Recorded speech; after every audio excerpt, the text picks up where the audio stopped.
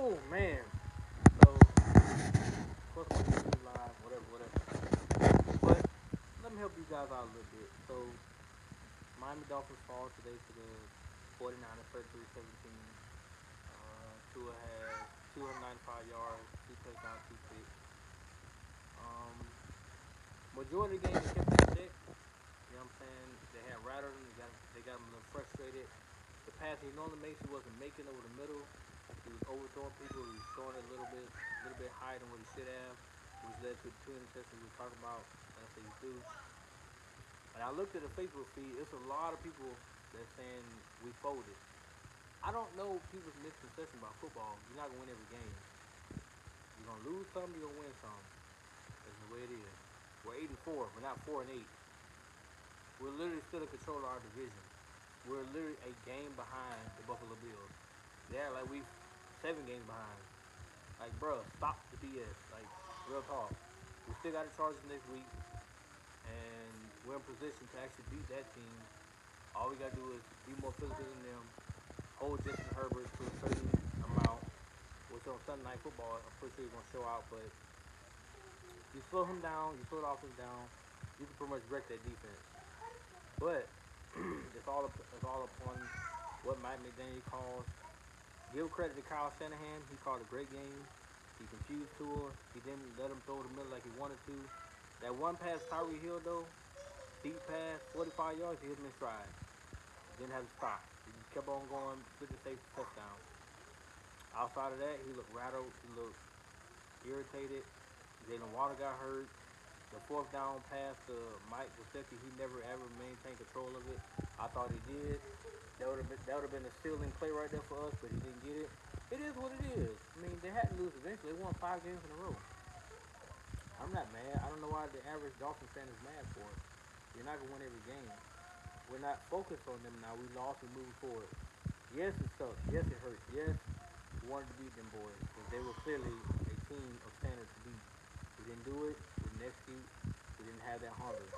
Moving forward, we have Chargers. Let's go into damn San Diego and shut. Just no. Let's go in Los Angeles and shut Justin Herbert ass up. Let's shut that boy up. Cause Tua literally was under duress by Joe Bosa, and that boy had four. That boy had 3 sacks today, with one being a fumble, which was recovered in return for a touchdown at the end of the game. So, how much blame do I want to place on Tua? 50%, to be fair, 50%. But I know what he's capable of. I'm not gonna sit here and jump shit like everybody else. Oh, he was trash today. He did this. He did that. No, it's not this serious. It's not. Did he play to his standards? No. But given the environment, given what he was going through, given the fact that they already had the same offense as the 49ers, of course they knew the game plan. Of course they knew what he was comfortable with. Of course they knew the different coverages to call and to make him confused and to make him double clutch and slide in the pocket. Of course they knew. But at the end of the day, he still found a way to throw 2 touchdown passes. And he got them within a score. Now people gonna get mad about the fumble. It happens. He reeled back to throw it. Dude slapped out of head before he went forward, and it was a fumble. And picked it up to score. It is what it is. Because it's still down by 9, right? Won by 17, games over. So I'm not mad. I mean, to me, it happens. I don't know why people freaking out. They like we eliminated from the playoffs. We're still a wild card. We're still above the Titans. Other teams like that. We still got a better record. So calm your damn jets. Stop sitting here beating this kid up over one damn game. We did this last year when they lost to the Tennessee Titans. Which was an implemented game we had to get into the playoffs. It's not a situation this year. We're literally in control of our own destiny. We literally are. And look at that. The Bengals have basically defeated the Kansas City Chiefs. Well, I guess they have.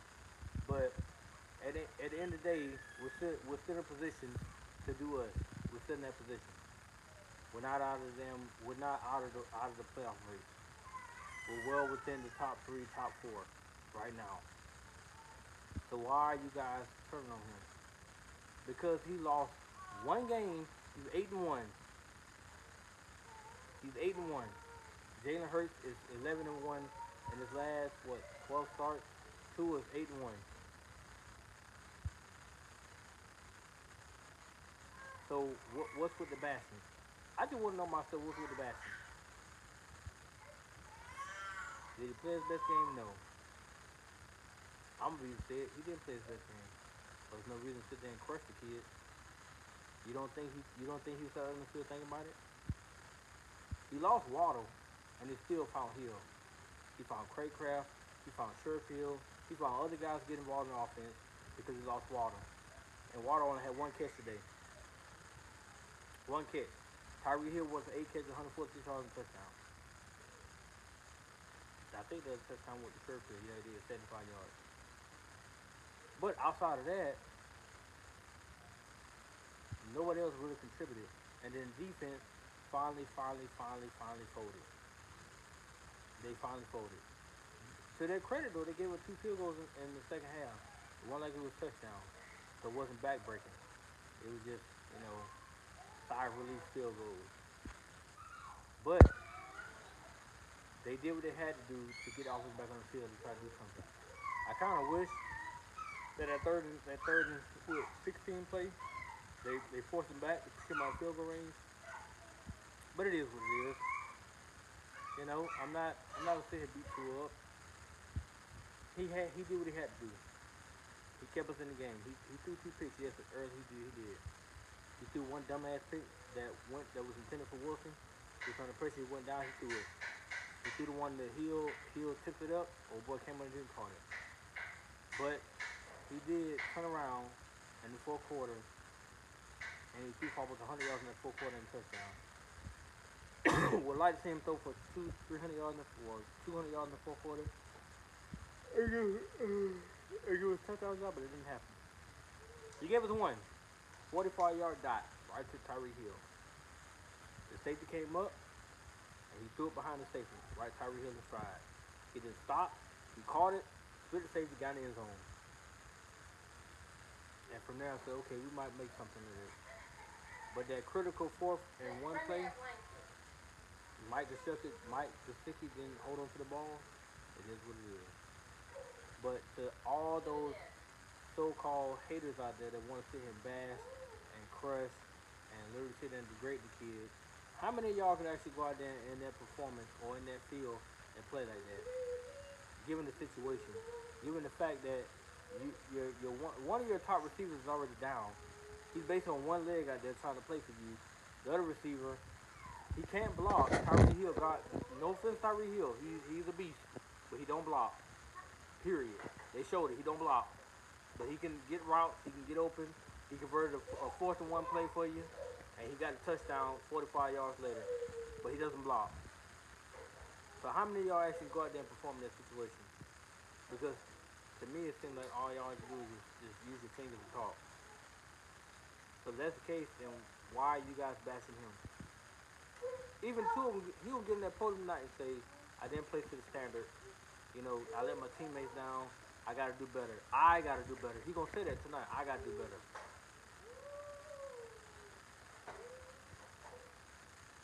Do I feel that same way? Absolutely.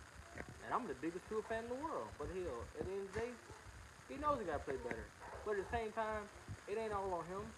He missed some throws, yes. He's normally clutch. I feel like this next game, he's going to redeem himself. But he still put up 200-plus yards, 209-some yards. You might say the game was not out of reach at all. Because when he did that pass, Tyreek Hill was 17-23. So there's no sense in jumping ship. They was only down by 6 points. Then they went down by 9 points after that field goal. After Christian McCaffrey on 3rd and 1, got a hell of a damn. He went right. He cut back hard left and took off. And it took our damn corner and a damn DN to take him down. But nobody want to talk about that, right? All you want to talk about is the 2 picks, right? And the fumble, right? So you're going to bash Tua the rest of this game and say, oh, well, he was under the rest. He was. Because Teron Armstead wasn't there, and neither was Austin Jackson. However, that line played legit in the 3rd quarter. They gave him time. and they gave him time in the fourth quarter, which is why he found Tyreek Hill down the field. It's just when the game was on the line, Little and other people folded against Nick Bosa, and that is not his fault.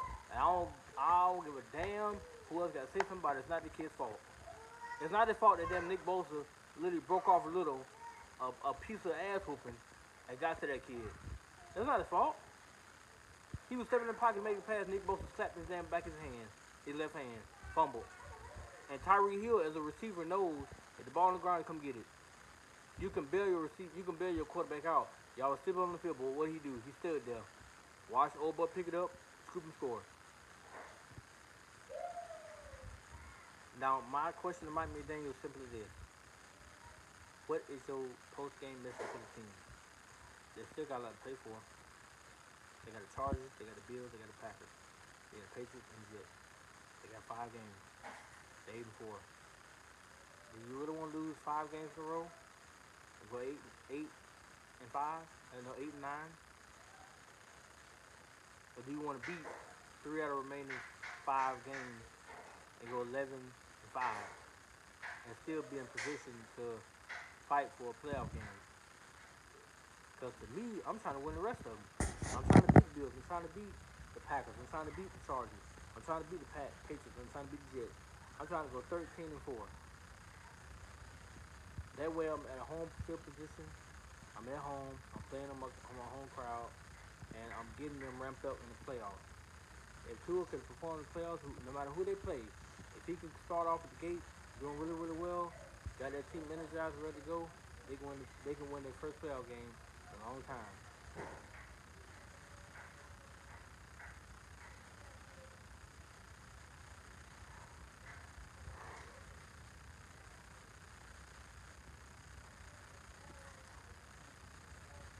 And the Chargers lost to the Raiders, 27-20.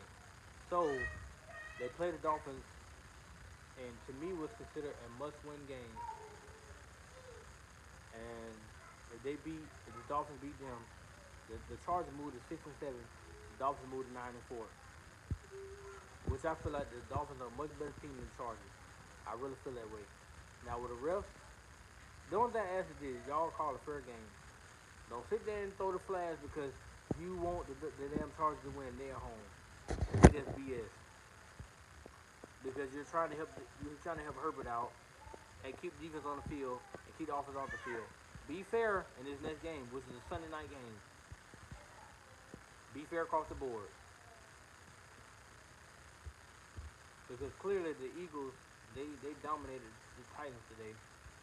They won, I think it was, I gotta look at the final score, so hold on a second. I think it was 33-10. 35-10, okay.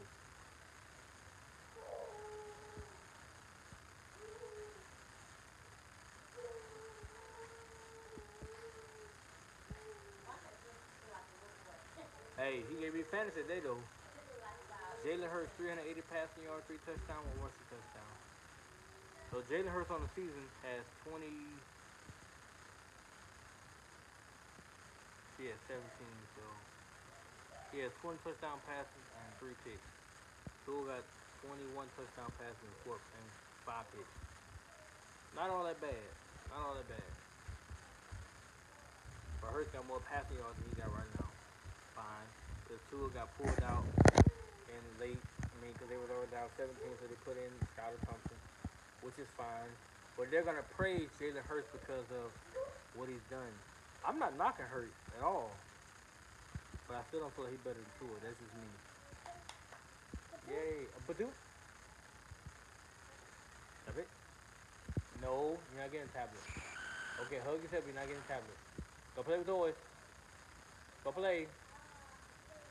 Go play. Go that way. Alright guys, that's my thoughts though.